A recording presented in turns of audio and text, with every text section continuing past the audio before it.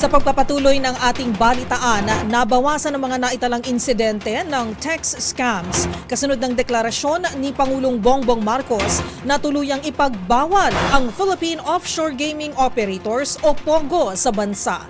Ang mga detalye sa report ni Rose Babiera. I just wanted for people to realize something, and that's the power of the words of our president. When he delivered the SONA last July 22, I believe,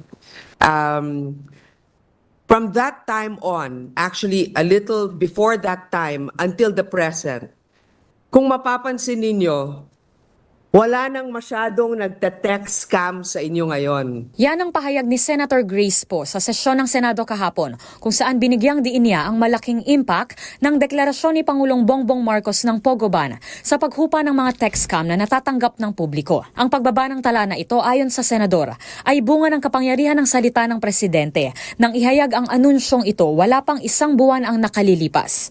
Dagdag pa niya, nangangahulugan lamang ito na may kinalaman ang mga text scam sa operasyon ng mga iligal na POGO sa bansa. Sabi ni Po, isa itong malaking hakbang sa tamang direksyon, lalo pat matagal na ring sinusugpo ng pamahalaan ang isyu ng text scam na hindi pa rin matigil-tigil sa kabila ng pagpasa ng SIM Registration Act na mismong ang senadora ang nag-akda at nag-sponsor.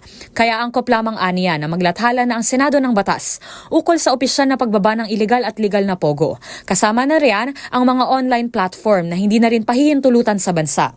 Bagamat hindi agad matitigil ang operasyon ng mga ito, naniniwala si Po na ang kabawasan ng mga text scam ay hudyat na nasa tamang direksyon ang desisyong ito ng Pangulo.